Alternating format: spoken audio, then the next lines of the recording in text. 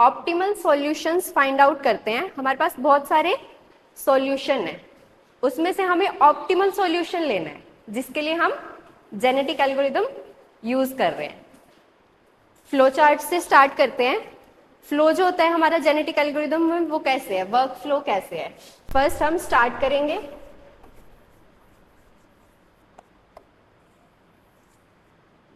यहां से स्टार्ट कर लिया। नेक्स्ट आएगा हमारा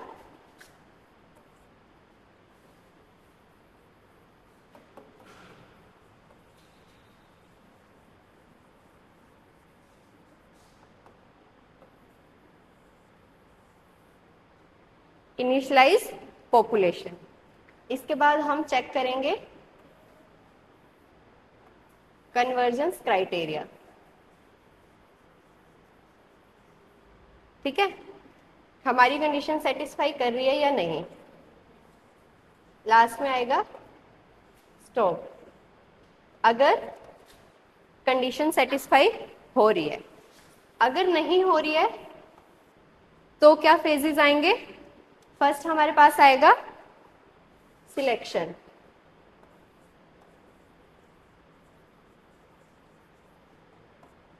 सिलेक्शन में फर्स्ट स्टेप होता है हमारा फिटनेस,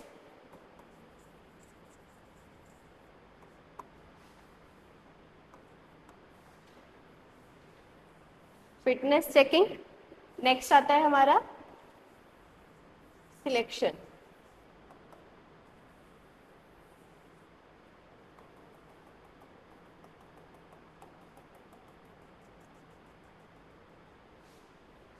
ठीक है,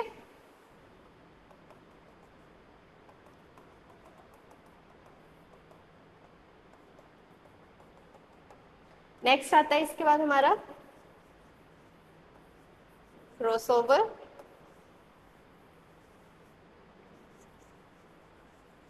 लास्ट टाइम म्यूटेशन।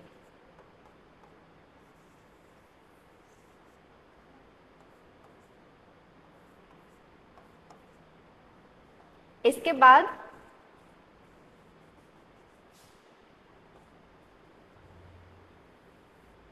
यहां पे जाएंगे हम दोबारा। ठीक है,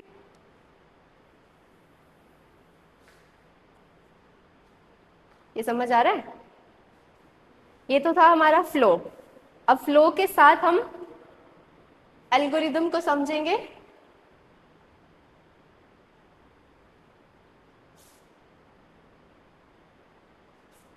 दिख रहा है, ठीक है।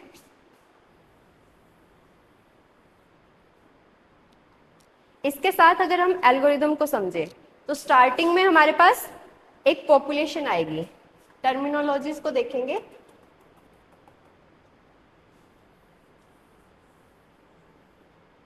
ये हमारे पास पॉपुलेशन है, या फिर इसको बोल सकते हैं पूल। पॉपुलेशन और पूल, ठीक है। इसमें हमारे पास बहुत सारे सॉल्यूशंस हैं। सॉल्यूशंस को हम कैसे डिफाइन कर रहे हैं, क्रोमोसोम्स में। जेनेटिक एल्गोरिदम में सॉल्यूशन को हम बोलेंगे क्रोमोसोम्स। ठीक है, मतलब कि एक सॉल्यूशन जो है हमारा, उसको एक क्रोमोसोम बोलेंगे। ठीक है, ये तो है हमारा पूल और पॉपुलेशन। इसके बीच ये एक बॉक्स को हम क्रोमोसोम बोल रहे हैं। ठीक है, एक सॉल्यूशन उठा लिया, वो हो गया हमारा क्रोमोसोम। ठीक है, अब इसमें से जो एक बिट्स में अगर बात करें, एक बिट, अगर एक बिट मैं उठा लूंगी उसको बोलेंगे जीन। ठीक है, पॉपुलेशन समझ आ गया, जिसमें कि हमारे पॉसिबल सॉल्यूशंस हैं। नेक्स्ट, एक सॉल्यूशन जो होगा उसको हम बोलेंगे क्रोमोसोम। जो क्रोमोसोम की एक बिट होगी उसको हम बोलेंगे जीन। ठीक है, ये थी हमारी बेसिक टर्मिनोलॉजी। जब हम इनिशियलाइज करते हैं अपनी पॉपुलेशन को, तो हम बेस्ट ऑप्टिमल सॉल्यूशंस को एक पूल में रखते हैं। जो हमारे पास पॉपुलेशन होती है उसमें बेस्ट ऑप्टिमल सॉल्यूशंस होते हैं हमारे, जो इनिशियलाइज होगी। नेक्स्ट हम क्राइटेरिया देते हैं। अगर वो क्राइटेरिया फुलफिल हो रहा है, क्राइटेरिया फुलफिल हो रहा है, तो हम स्टॉप कर देंगे। अगर क्राइटेरिया फुलफिल नहीं हो रहा है, जो हमने फिटनेस वैल्यू दी है कि हमें इस वैल्यू के आंसर्स चाहिए या इस वैल्यू का ऑप्टिमल सॉल्यूशन चाहिए, अगर वो नहीं हो रहा है तो हम नो की कंडीशन में जाएंगे। नो की कंडीशन में हमारा फर्स्ट स्टेप क्या आता है? Fitness checking. ठीक है, अब फिटनेस चेकिंग में हम देखेंगे, यहाँ पे समझ आ गया, यहाँ पे जो एनकोडिंग कर रहे हैं, जो हमारे क्रोमोसोम्स हैं, इसके अंदर जो वैल्यू होगी, जैसे मैं इस क्रोमोसोम में वैल्यू लेती हूँ 0 1 1 0 1 1 0, ये वैल्यूज किस बेस पे लेते हैं हम? मैंने बाइनरीज ली, 0 1 की वैल्यूज ली, मतलब कि बाइनरी वैल्यू है, तो ये एनकोडिंग टेक्निक होती है। एनकोडिंग टेक्निक मोस्टली हम प्रेफर करते हैं बाइनरी एनकोडिंग। ये 3 टाइप्स की होती है।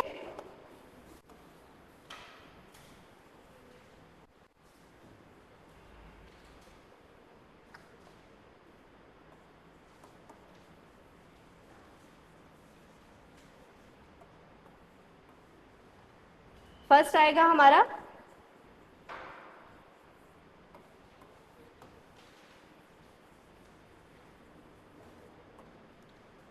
बाइनरी एनकोडिंग, नेक्स्ट आएगी हमारी ट्री एनकोडिंग, थर्ड आएगी हमारी वैल्यू एनकोडिंग।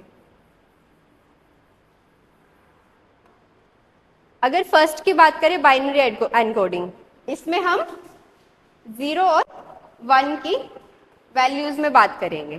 ठीक है, नेक्स्ट आती है ट्री एनकोडिंग, जिसमें कि हम एज ए ट्री जो हमारी वैल्यूज आएंगी उसकी वैल्यूज लेंगे। और नेक्स्ट है वैल्यू एनकोडिंग, इसमें हम सिंपल वैल्यूज ले लेते हैं, जैसे 0 1 2 3, जो भी वैल्यू होगी वही पुट कर देंगे, उसको कन्वर्ज नहीं करेंगे बाइनरी में या ट्रीज में।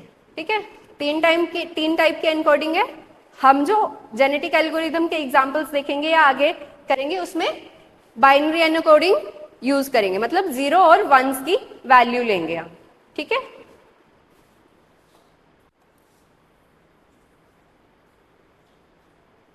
एनकोडिंग हो गई, पॉपुलेशन आ गई हमारी, जितनी भी पॉपुलेशन है वो 0 1 की वैल्यूज में, मतलब जो क्रोमोसोम्स में हमने जीन्स डाले हैं वो हमारे 0 1 की वैल्यू में है। ठीक है, फिर आता है हमारा फिटनेस फंक्शन, जो हमने पॉपुलेशन ले ली है,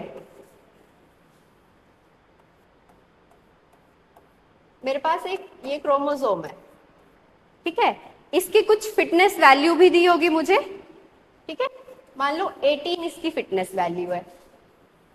एक और क्रोमोसोम है, उसकी फिटनेस वैल्यू दी होगी मुझे,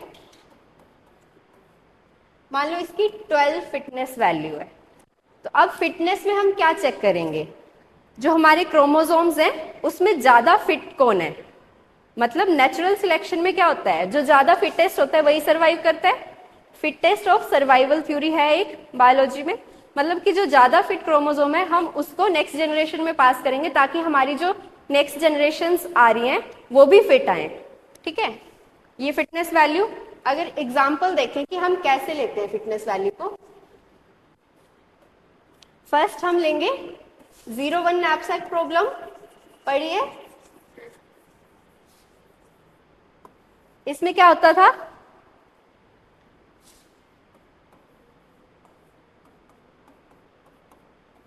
कुछ वैल्यूज दी होती थी और उसके अकॉर्डिंग इसका वेट होता था।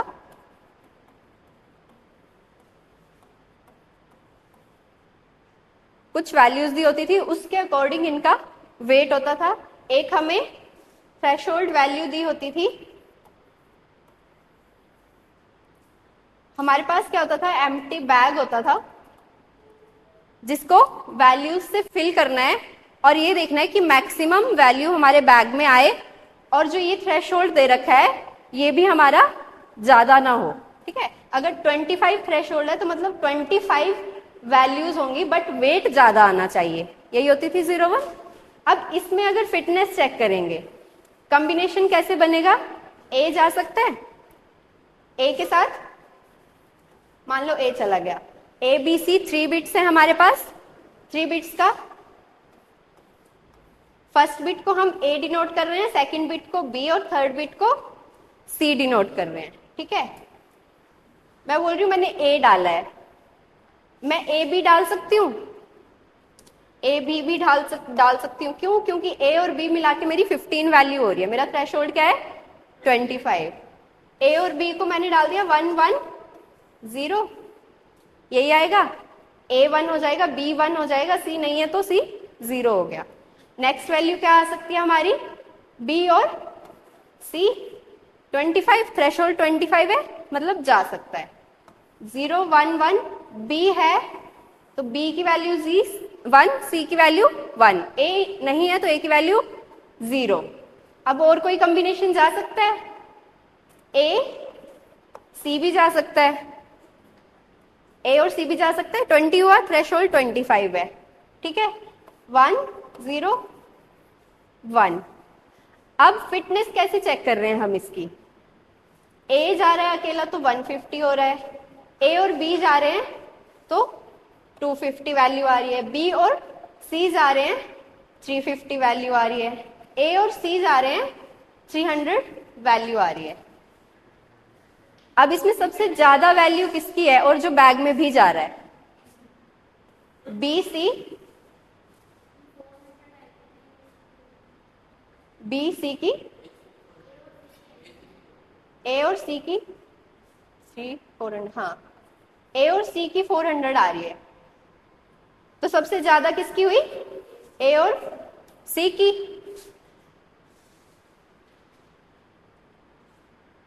ए और सी की 400 वैल्यू हो गई, थ्रेशोल्ड भी हमारा कंप्लीट हो रहा है इससे, और बैग में हमारे 400 वैल्यू भी जा रही है।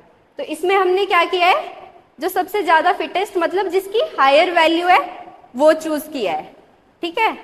अब एक क्वेश्चन यहाँ पे अराइज होता है कि लोअर वैल्यू को क्यों नहीं चूज कर सकते हैं? कुछ प्रॉब्लम्स में हम लोअर वैल्यूज लेते हैं, जो सबसे कम है वो फिट है। यहाँ पे हम बोल रहे हैं जो सबसे ज्यादा वैल्यू वाला है वो फिट है, क्योंकि हमें बैग भरना है अपने थ्रेशोल्ड के अकॉर्डिंग, ठीक है। अब नेक्स्ट के लिए हम कौन सी प्रॉब्लम लेते हैं? ट्रैवलिंग सेल्समैन प्रॉब्लम, ये भी पढ़ी है। इसमें हमारे पास क्या होता है? डेस्टिनेशंस दिए होते हैं हमें,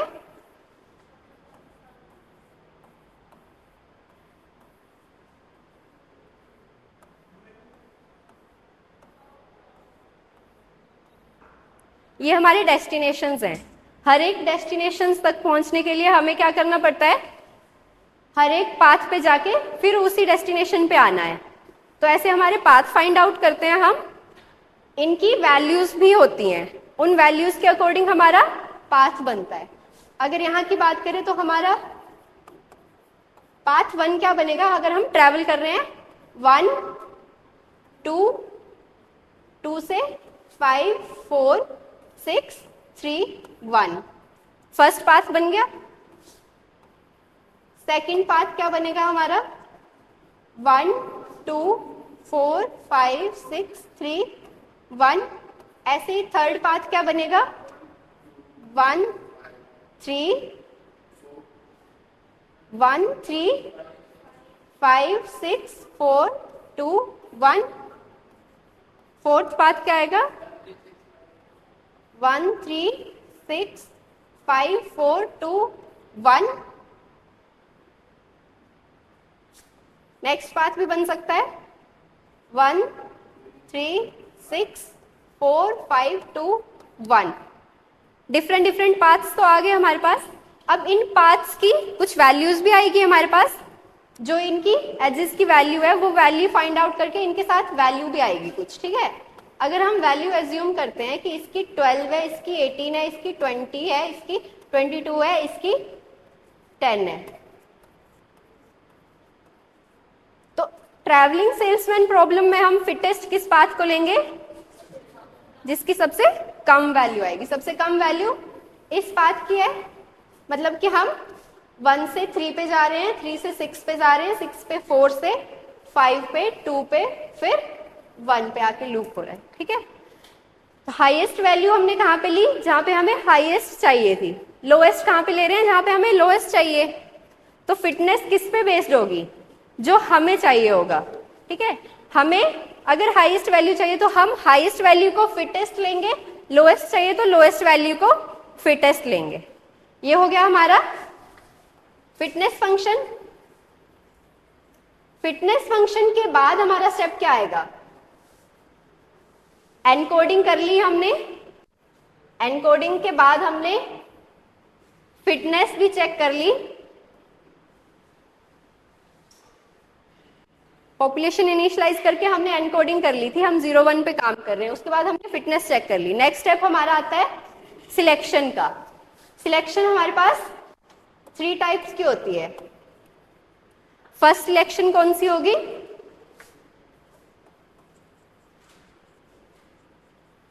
टूर्नामेंट सिलेक्शन।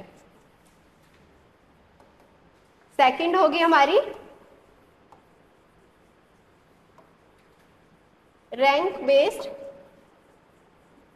सिलेक्शन, और थर्ड होगी हमारी roulette wheel selection. Roulette wheel से आइडिया लग रहा होगा? रोलेट व्हील से आइडिया लग रहा है कि एक व्हील होगा जिसको कि हम घुमा रहे हैं, स्पिन कर रहे हैं, और जो वैल्यू आ रही है उस वैल्यू को ले रहे हैं। गेम होती है ना एक रोलेट व्हील की, स्पिन करते हो, जो आता है वो वैल्यू आती है। तो उसमें मोस्ट प्रोबेबली एग्जाम्पल लें अगर A, B, C, D, ठीक है, 4 वैल्यूज हैं, इनकी अगर मैं वैल्यू दे दूं 5, 10, 2, 3,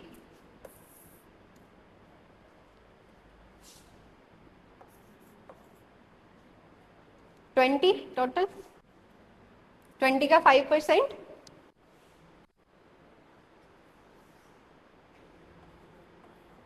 25%, 50%, 10%, ये आएगा 11 या 12 पॉइंट समथिंग।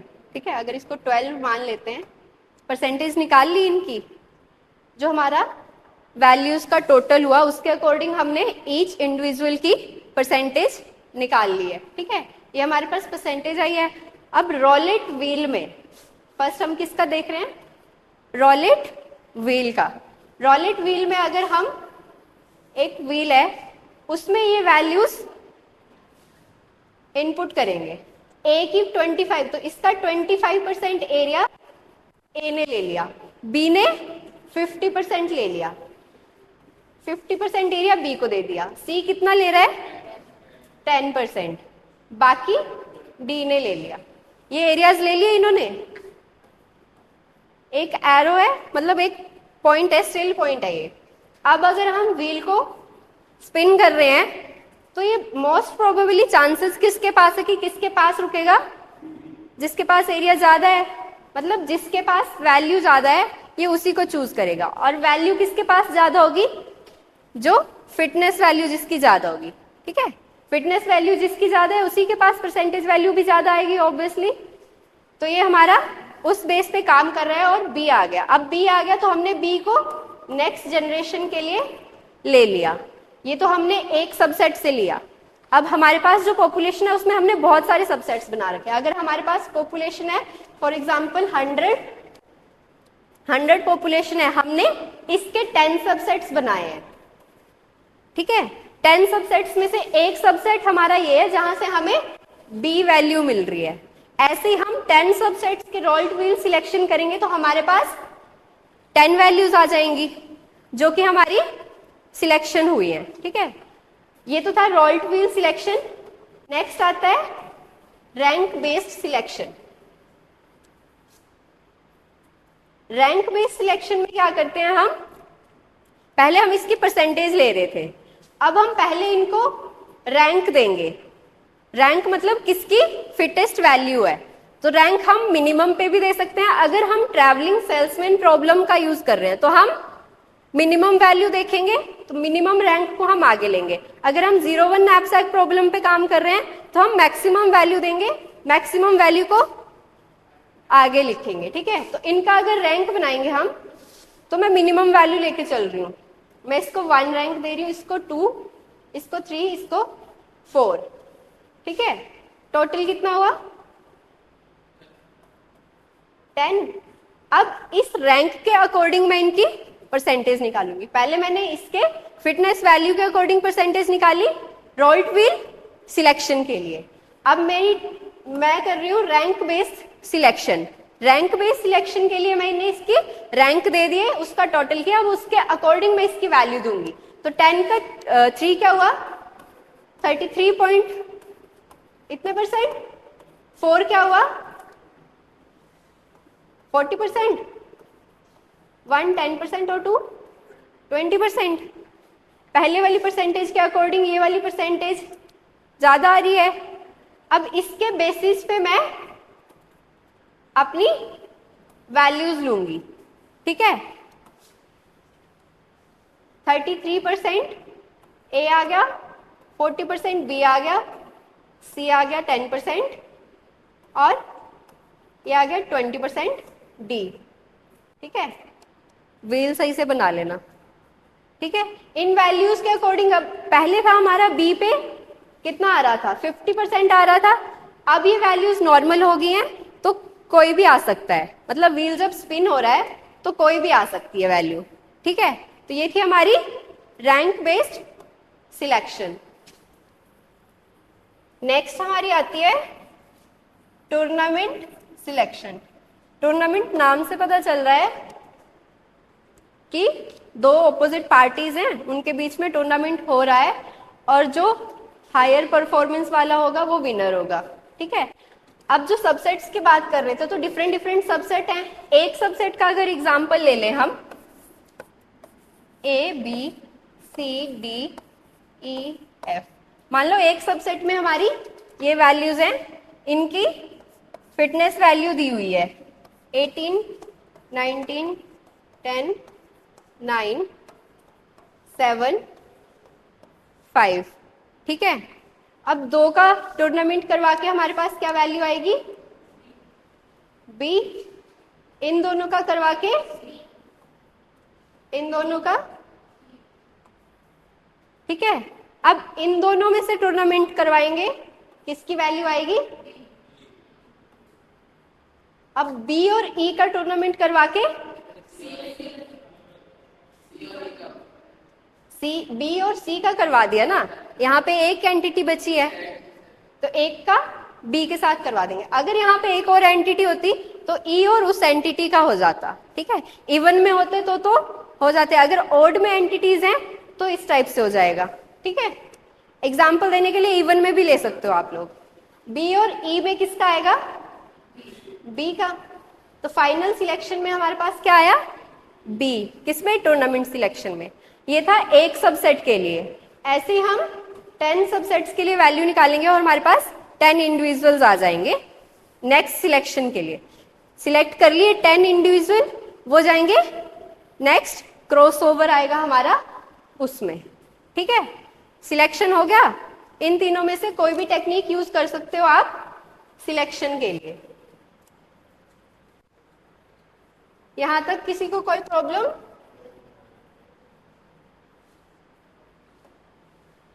नेक्स्ट हमारा क्या है? Crossover.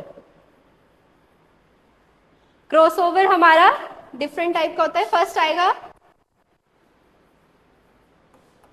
Single point crossover, second आएगा 2 पॉइंट क्रॉसओवर,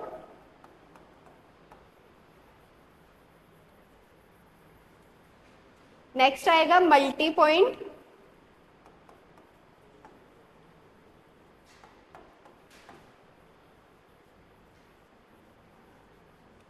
लास्ट है हमारा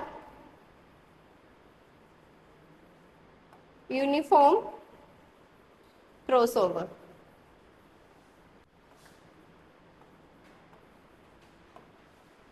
ठीक है, 4 टाइप आएंगे हमारे क्रॉसओवर के।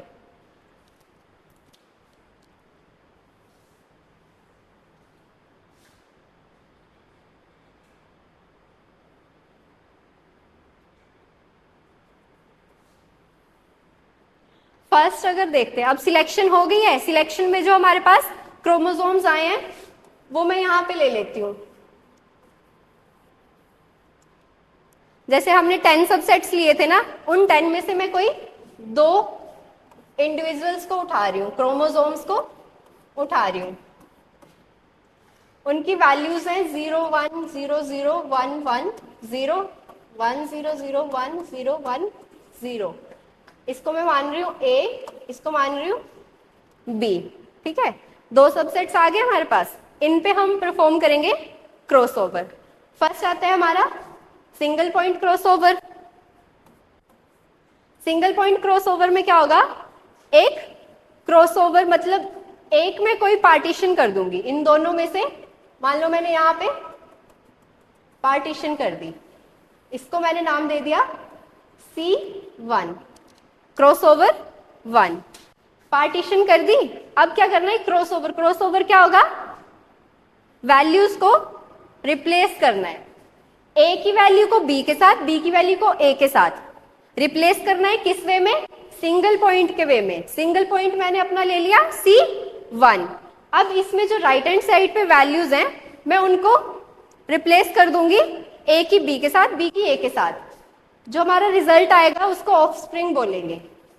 अब रिजल्ट देख लो,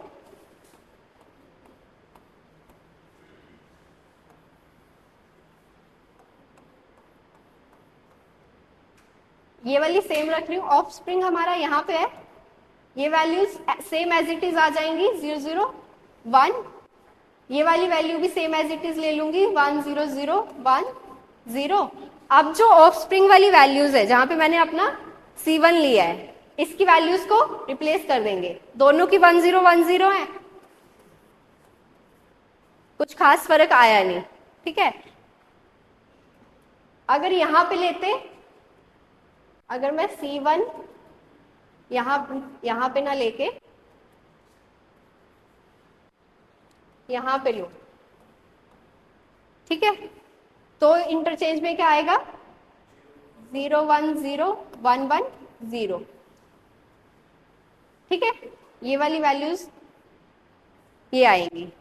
ये समझाने के लिए लिया है मैं ऑफस्प्रिंग, वैसे ये ले सकते हो। अगर रिप्लेस नहीं हुआ है तो वो कंटिन्यू करता रहेगा जब तक तुम्हें फिटेस्ट क्रोमोसोम नहीं मिल जाता है या ऑफस्प्रिंग नहीं मिल जाता है।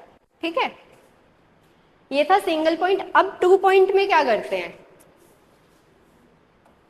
सिंगल पॉइंट का ऑफस्प्रिंग हो गया। 2 पॉइंट क्रॉसओवर में ए और बी पेरेंट्स हैं हमारे पास 2। अब यहां पे पहले हम ले रहे थे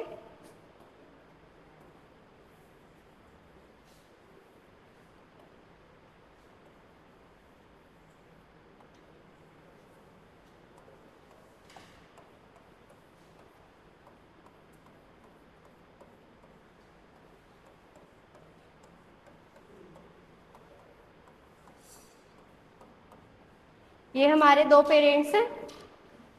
ठीक है, इनको 2 पॉइंट क्रॉसओवर करवाना है। पहले हम सिंगल पॉइंट ले रहे थे C1, अब 2 पॉइंट है तो ऑब्वियसली 2 पॉइंट्स लेंगे C1 और C2।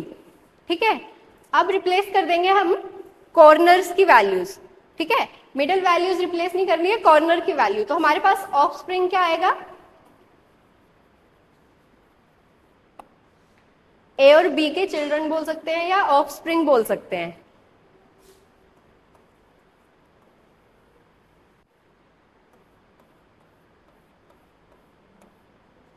ए का क्या आएगा, बी के साथ रिप्लेस हो गया 1 0 0 0 0। ये वाला ऊपर जाएगा रिप्लेस होके 0 1 1। बी का क्या आएगा बताओ, ए की वैल्यू 0 आएगी नीचे 1 0 1 0 1। ये आ गया 2 पॉइंट का क्रॉसओवर किया तो ये वाले क्रोमोसोम आए, ऑफस्प्रिंग आया हमारा। ठीक है, नेक्स्ट आता है multi point crossover. Multi point crossover में क्या करते हैं, एक C1 भी ले लेंगे। C1 C2 था हमारे पास, मल्टी पॉइंट में हमने C3 ले लिया। अब रिप्लेस कैसे करेंगे, पहले तो हम कर रहे थे एक एंड से, राइट हैंड साइड से। 2 पॉइंट में हमने दोनों एंड से कर दिया। अब मल्टी पॉइंट में कैसे करेंगे? 1 बाय 1। मतलब अगर एक बॉक्स को हमने रिप्लेस कर दिया है तो नेक्स्ट बॉक्स को रिप्लेस नहीं करेंगे, उससे नेक्स्ट को रिप्लेस कर दिया है तो उससे नेक्स्ट को नहीं करेंगे, एक छोड़ के एक को रिप्लेस करेंगे। ठीक है, मल्टी पॉइंट क्रॉसओवर में हमारे पास ऑफस्प्रिंग क्या आएगा?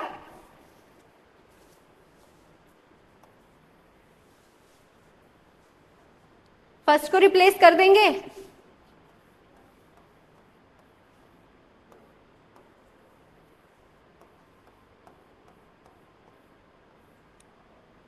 फर्स्ट वाले सेगमेंट को रिप्लेस कर देंगे तो 1 0 0 1। नेक्स्ट वाले को एज इट इज रख देंगे, उससे नेक्स्ट वाले को रिप्लेस करेंगे 0 1 1 0। नेक्स्ट वाला एज इट इज आ जाएगा। ये जो हमारे ऑफस्प्रिंग आएंगे ये मल्टी पॉइंट क्रॉसओवर के हैं। ठीक है, जब भी हम कुछ चेंज कर रहे हैं तो वैल्यूज चेंज हो रही हैं, इसका मतलब जो आंसर आएगा हमारा वो भी इनके अकॉर्डिंग आएगा।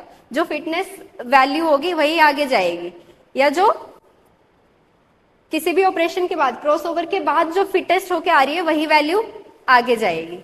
ठीक है, लास्ट आता है हमारा यूनिफॉर्म क्रॉसओवर। यूनिफॉर्म क्रॉसओवर में हम क्या करते हैं?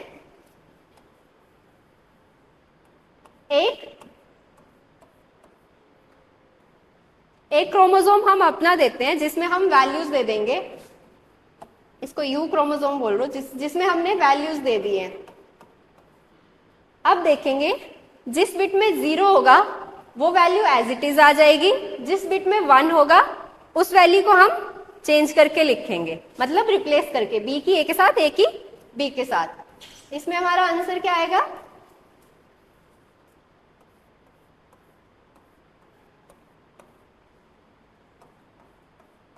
बताओ। 0 है तो एज इट इज आएगी 0 वैल्यू ए की। पहले इसको ए के साथ कंपेयर कर रहे हैं, अब बी का नहीं है यहाँ पे। ठीक है, 1 है तो 1 की वैल्यू चेंज, 1 की वैल्यू चेंज होके क्या आएगी? 0। 0 है, 0 1 है, चेंज होके आएगी 1। 0 है, 0 आ जाएगी, 1 है, चेंज होके आएगी 0। यहाँ पे 1 है, चेंज होके आएगी 0 का चेंज 1। 0 है, एज इट इज आ जाएगी 1। ठीक है, बी की क्या आएगी?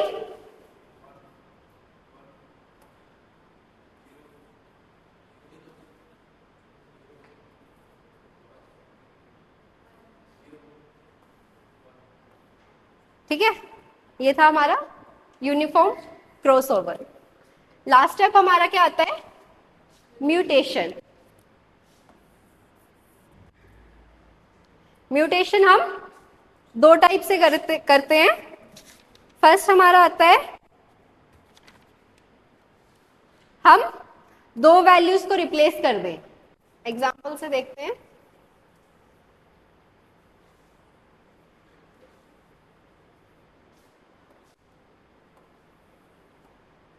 जो हमने क्रॉसओवर करवाया, कोई एक क्रॉसओवर करवाया, 4 पॉइंट थे, पहले किसी भी एक से आपने सिलेक्शन की, फिर दूसरे में किसी एक से आपने क्रॉसओवर करवाया, लास्ट आएगा म्यूटेशन।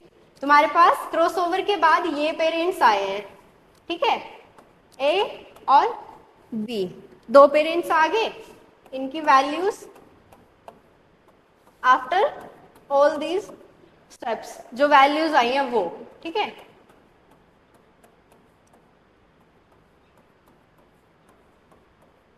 ये वैल्यूज आई है। अब नेक्स्ट स्टेप है हमारा म्यूटेशन। म्यूटेशन में हम रैंडमली 2, मान लो एक ये वाला जीन और एक ये वाला जीन, इन दोनों वैल्यूज को ले लेंगे और रैंडमली इनको स्वैप कर देंगे। ठीक है, एक तो है रैंडम अप्रोच। अगर ये वैल्यूज हमने लिए हैं और स्वैप कर रहे हैं तो हमारे पास आंसर क्या आएगा? इसको और इसको रिप्लेस कर रहे हैं हम। ठीक है, ऑफस्प्रिंग क्या जनरेट होगा? 0 एज इट इज आ जाएगा। इन 2 वैल्यूज को रिप्लेस कर रहे हैं, कुछ फर्क नहीं पड़ रहा है क्योंकि यहाँ पे भी 1 है, यहाँ पे भी 1 है, तो यहाँ वाला 1 ले लिया, बाकी एज इट इज आ गया। यहाँ पे रिप्लेस करके ये वाला 1 ले लिया, वैल्यू सेम ही दे दी मैंने।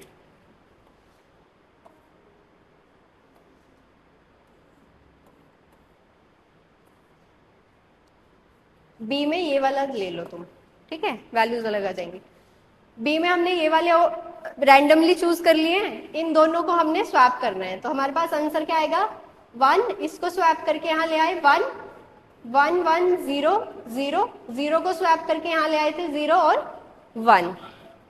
ये जो ऑफस्प्रिंग आए हैं, ये जो हमने रैंडम सिलेक्ट करे थे उनको म्यूटेट करवाया है और हमारे पास ऑफस्प्रिंग आ गए हैं, ठीक है।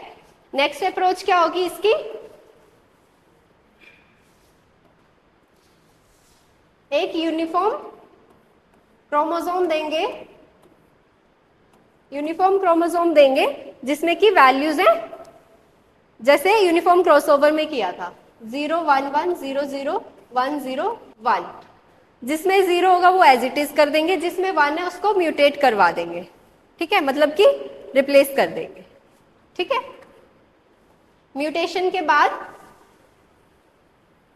जो हमारे पास ऑफस्प्रिंग आ रहे हैं, आफ्टर म्यूटेशन जो ऑफस्प्रिंग आ रहे हैं उनकी वैल्यूज चेक करेंगे। मान लो ये हमारे पास आफ्टर म्यूटेशन वाले ऑफस्प्रिंग है, ठीक है, ये मान लो नया ऑफस्प्रिंग,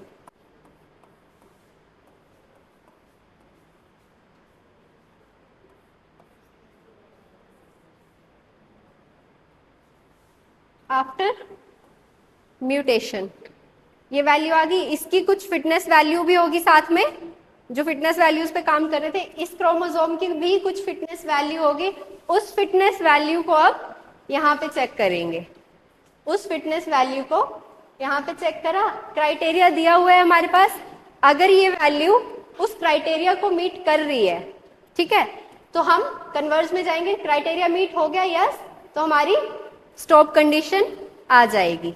अगर क्राइटेरिया मीट नहीं हो रहा है तो फिर से हमारा पॉपुलेशन चेक होगी, फिटनेस चेक होगी, सिलेक्शन होगी, क्रॉसओवर होगा, म्यूटेशन होगा और फिर वैल्यूज आएंगी, ठीक है। कोई प्रॉब्लम इसमें किसी को? वैल्यूज अगर दें, जैसे कोई मान लो एक वैल्यू दी हुई है F of X equals to X square और x कहाँ तक जा सकता है 155 तक जा सकता है, तो इसमें फिटनेस वैल्यू निकाल सकते हो। x की वैल्यूज लेनी है 0 to 150 155, कोई भी वैल्यू ले सकते हो आप, ठीक है। 155 तुम्हारा 8 बिट तक ही जाएगा, तो 8 बिट का क्रोमोसोम बनेगा तुम्हारा 1 2 3 4 5 6 7